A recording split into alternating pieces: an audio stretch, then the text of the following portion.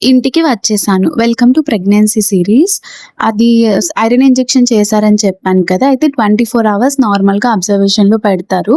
నా సిట్యుయేషన్‌లో ఏంటి అంటే నాకు ఐసీలో ఇంజెక్షన్ చేపించుకునేటప్పటికి చాలా ఇదైపోయాను.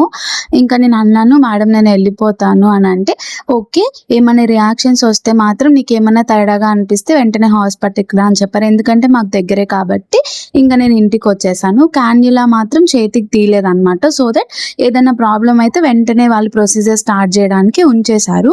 24 అవర్స్ తర్వాత నేను బానే ఉన్నాను. ఇంకా ఇక్కడే డాక్టర్ దగ్గర తీపిచ్చేసుకున్నాను. ఆవిడ చెప్పారనమాట, "బానే ఉంటే తీపించేసుకో" అంటే ఇక్కడ నేను తీపించేసుకున్నా. అంతా బానే ఉంది. తర్వాత 1 వీక్‌కి రమ్మన్నారనమాట. సో, ఈ 1 వీక్ కూడా నేను తినవలసిన ఫుడ్ ఏంటి, ఎగ్స్, డ్రై ఫ్రూట్స్, జ్యూసెస్, ఆహ్, ఇంకా ఆకుకూరలు ఇవే చెప్పారనమాట. సో, కంటిన్యూస్‌గా మా అమ్మ అలాగే కూర్చోపెట్టి నా దగ్గర చిన్న పిల్లలాగా నాకు అన్నీ పెట్టిందనమాట.